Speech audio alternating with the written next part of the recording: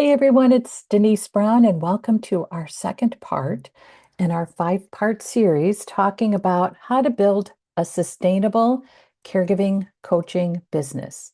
Last week we talked about commitment. This week we're going to talk about client.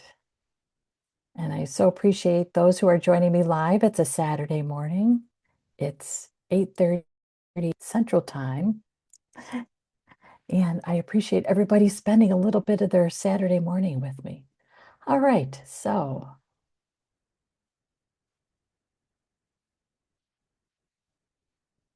it's interesting to think about clients. And I was thinking about this from a bit of a historical perspective.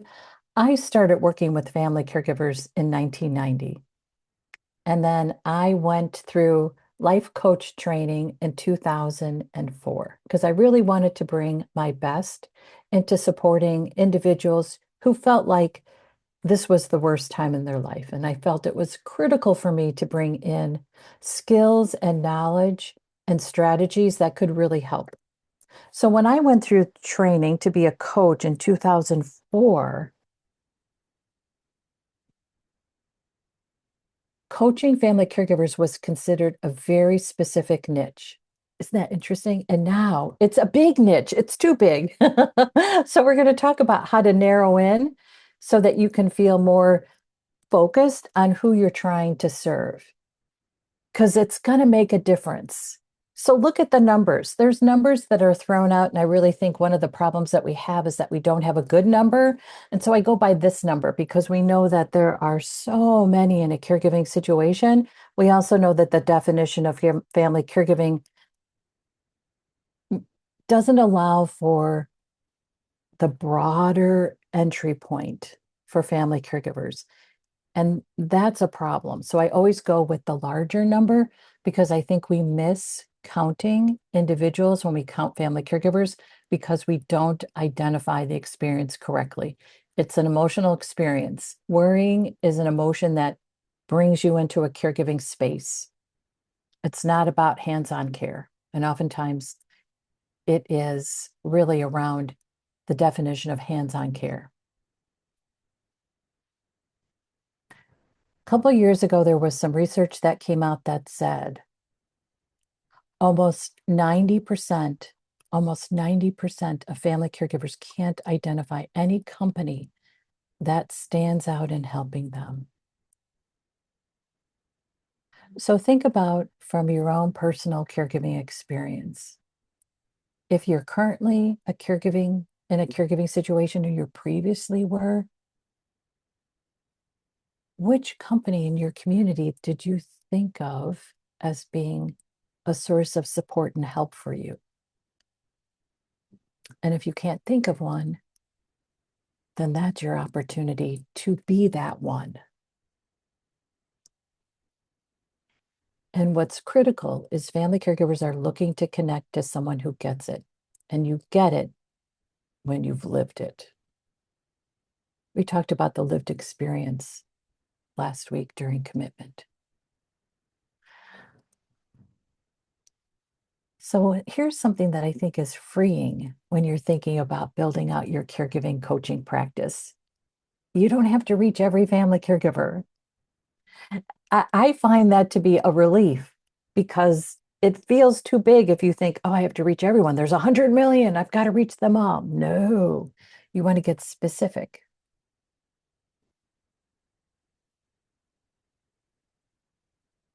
And it's really important when you think about the client is the family caregiver. And this gets lost all the time in our space. And how it looks is this. So a family caregiver will reach out for support, and the program or service or organization that supports them will support them only as one-dimensional humans. That all they are is that person who cares for another. They don't think of the fully dimensional human being. And I saw this when I was consulting with a company who provides training support for family caregivers. My gosh, the content they created was all about every minute of a family caregiver, of that Family Caregivers Day was about caregiving. They did not take into account that that person they are serving might be working, might have other commitments in their life, might have other hobbies and interests. It was so one-dimensional. It was actually kind of horrifying to think of a person as only being one part of their life. And what you want to remember when you coach family caregivers is that family caregivers want to keep a full life. And if you only focus on them as being in service of, and that's it, then it's hard for them to feel supported in their full life. And you want to support them in their full life. Caregiving is a part of who they are. It's not all of who they are. And when you coach the family caregiver and focus on what he or she needs, you really help that family caregiver. And then you also help anyone else they encounter in their life, including their caree.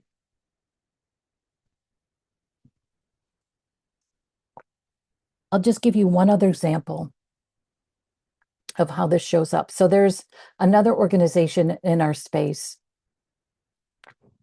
who really wanted to align with health systems, and data and outcomes is so important when you're trying to align with a health system.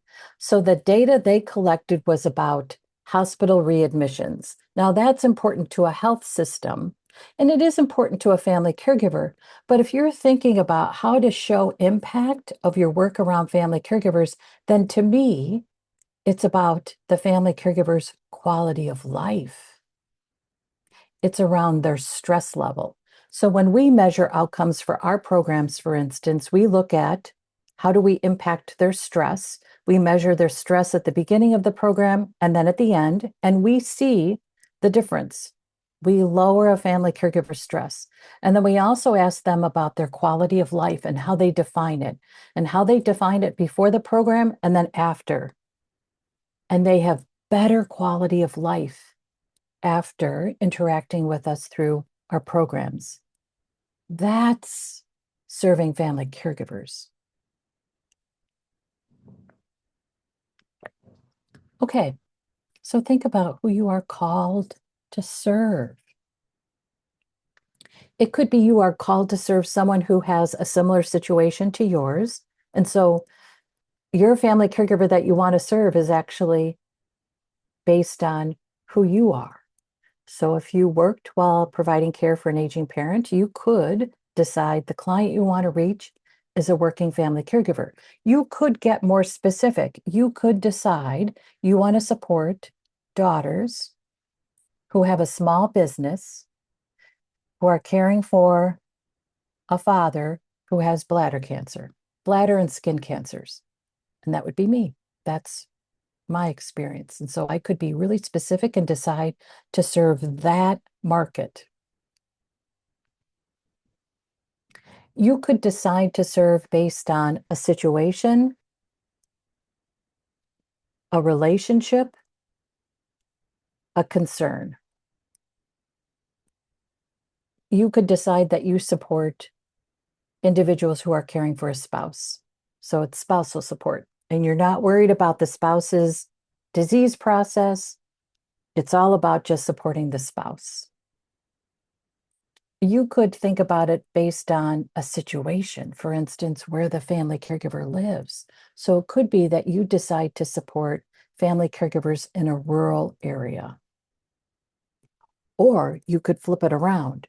You want to support family caregivers who care for a caree in a rural area, because that family caregiver is also long distance and managing all that complexity. You can get as specific as you want. And it's good to be specific. And then you can also think about, this is who my client is. What challenges are they facing?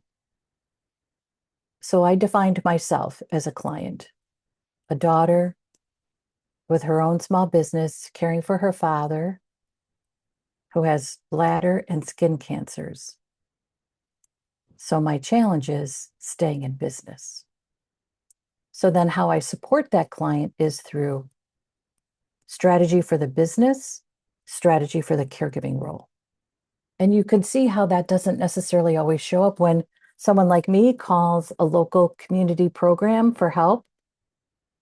It's about helping me as the family caregiver. And yes, I need that, but I also need to understand, how do I do both, manage my business and my caregiving experience?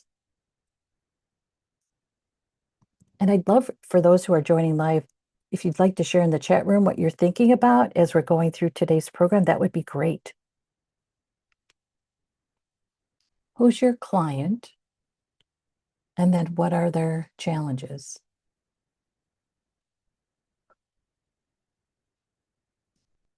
Family conflict is ever present. And you could position yourself not as a mediator, but as supporting that family caregiver who is in the midst of conflict and dispute.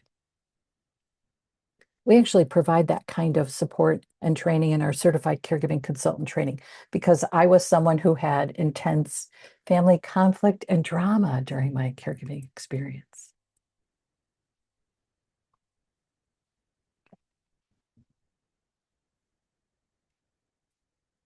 Okay, so you have some thoughts about who's the client, and then what's their challenge?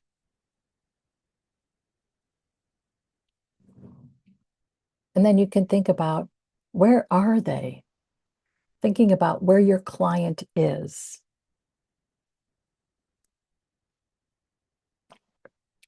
Let's use the example of, you want to support family caregivers after their caree receives a diagnosis, because we know that within the healthcare system, there is no support for the family caregiver after a diagnosis.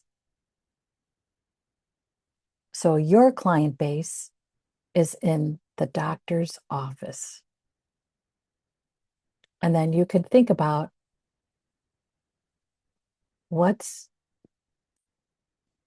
the doctor receiving from you that becomes a referral to you. We also have an after the diagnosis strategy in our certified caregiving consultant program.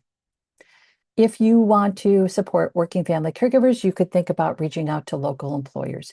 If you want to support, for instance, someone who has a small business and has a caregiving experience, you could think about network events like Chamber of Commerce, where a small business owner might go, or other kinds of small business support in your community.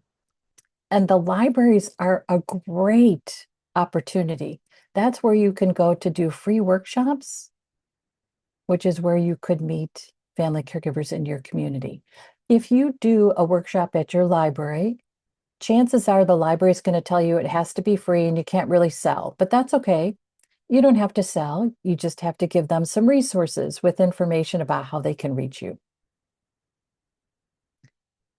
You could think about senior centers if the family caregiver you want to coach is also an older adult. So for instance, maybe you think the client profile is a family caregiver who's in her 70s, managing the care of a husband at home. Then your senior center could be a great way to connect with that family caregiver. Oftentimes people think a family caregiving experience is the equivalent to an aging experience, meaning they think the family caregiver and the caree are experiencing the same impact. And that's not true. So when I think about it, I think about my dad, who was in his early 70s when he was diagnosed with bladder cancer, which meant I was in my early 40s. Boy, we were at different points in our life, right? So there's really the only thing that happened that was the overlap was I helped him. But we were at different points in our life. And that's important to think, because people often lump together caregiving and aging. You'll see that at conferences where there might be a track for caregiving, but it's caregiving and aging. And it's just a good reminder that family caregivers are of any age. including young. So they don't consider themselves to be aging. Their caree might be, but they aren't. So when you think about the senior center, a lot of people will say, go to your local senior center to reach family caregivers. And just a reminder, that might not be where your family caregiver is.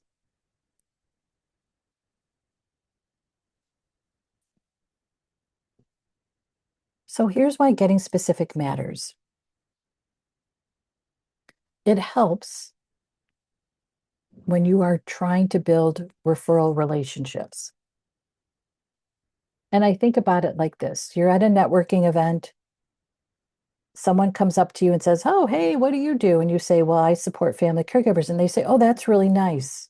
I'm going to get something at the buffet. I'm going to go get something to eat. But if you say, I support that daughter who's caring for her parent while trying to keep her business afloat, then that is really compelling. And that person you just met will say, oh my gosh, that's my cousin. That's exactly where she is right now. It's been a terrible struggle for her. And I just haven't been able to figure out how to support her. Do you have a card? And then you say, I have a card. And then you give your card. When you get specific, potential referral sources can think of, oh my gosh, that's someone I know. Or it could be that referral source actually is a potential client. Oh my gosh, that's me. You just described me. And then you're focused with your marketing, which means the right fit finds you. And then if it's not the right fit, you know that and can refer to another coach or another certified caregiving consultant, for instance. And here's the other piece of it that's important. So we have a participant going through our certified caregiving consultant program right now, and she does overthink. And what happens when she overthinks is she actually stops her progress because she gets caught in too much thought. And one thought she was getting caught up in is, oh my gosh, how am I going to connect family caregivers to resources? How am I going to know every resource that's out there? There's so many resources. There's no way I can know all the resources. So there's no way I can help a family caregiver. There's no way I'm going to help any client. So I was able to pull her back and say, who do you want to work with? And why do you want to work with them? And then she was like, well, I really want to help them with stress management. And I said, okay, that's what you provide for them. Stress management strategies. If a family caregiver is looking for resources, you can refer them to someone who specializes in finding resources, but your work is around stress management. That's your communication. That's your description of your client. Those are the solutions you're going to help them with. And then in conversations, if they ask about resources, you can give them direction around where to find resources. But your focus is on stress management. And she was like, oh, thank goodness. Thank goodness. She said, I don't know why I got so stuck in that thought pattern. I said, I get it. We just have this tendency to think, oh no, I'm not going to be able to serve my clients, which is why you're specific about who you serve and how you serve them. And that language is on your website. That language is in content you create. That language is in workshops you deliver and in your social media posts. And then you become known as supporting family caregivers with their stress. And then that's who finds you. And if you're supporting family caregivers around stress, you've had an experience around how stress has negatively impacted your life. You talk about that. And then you talk about what you did to figure out how to manage your stress. And that's why you want to help others. Because you know what it was like when the stress was too much.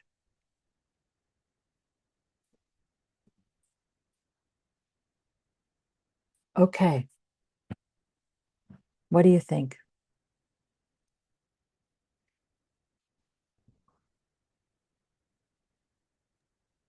I think that's spot on and excellent. Go back and re-say, if you don't mind, when you did your example of I'm at the meeting and I introduced myself. I love that. Okay. Please. Yes. So if you are general, when someone asks you, what do? You could say, I support family caregivers. And depending on who it is, I'll add a little more detail to this. Depending on who it is, they might think, oh, family caregivers. Oh, so you train home health aides, right? Because that's what people get confused about in our space a lot. So then they think, oh, she trains home health aides. Aha, I wonder why she's here. If instead you have a more specific example, which can sound like, and I'll say my client profile.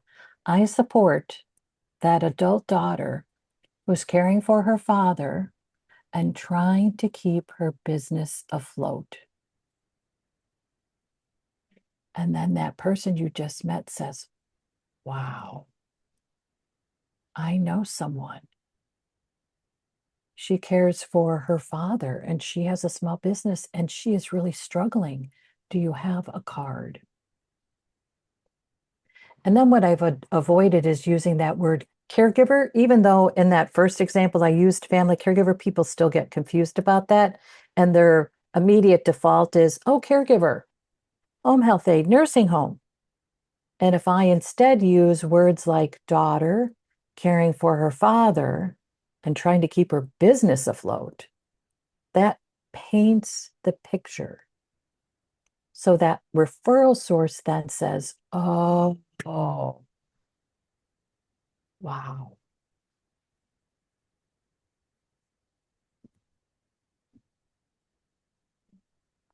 How does that sound, Leanne? It sounds good. In my mind, it would be I support adult children caring for family members or spouses caring for spouses as we navigate that journey. Uh, Yeah. Something like that. I mean, and I always tell people I'm in the boat rowing. Yes. Right. Yeah. Yes. Connect. But Yeah.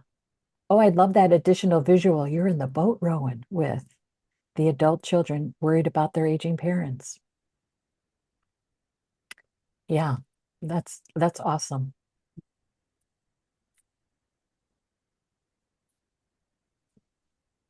How's everybody else feeling about what we just went through? Good to see you, Kelly. Thanks for being here.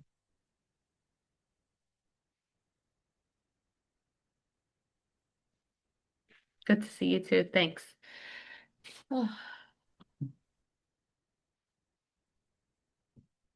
Okay. So we're going to close for today with just a couple questions for you to keep in mind. We meet again next week live. You can register through Eventbrite or our community, caringourway.com. I have to post this event on the next few events on Eventbrite, but all these events are posted on Caring Our Way, so you can register through caringourway.com. You know, the third question, where do they naturally gather? I just want to make sure for you guys to really consider that because I want to clarify a misconception that gets thrown out there. It's two. Family caregivers don't self-identify. That is crazy. I just gave you an example of how to talk about family caregivers and that we can't find them. That is so crazy to me. They are everywhere. And so when you understand who your client is, you understand where they spend time. And then you know how your marketing evolves because you know where they are. Again, think about them. They're in the doctor's exam room, and that doctor is giving a diagnosis and then saying, and we'll see you in 6 months. The doctor knows that's not enough support, but there isn't a process in place in the doctor's office to actually continue supporting that family caregiver. I believe a doctor would welcome referring that family caregiver to support, which could be you. We've developed nice relationships with clinics and hospital systems and payers to refer to us. They don't have time, they don't have the resources, and they are overwhelmed by the need. They need us.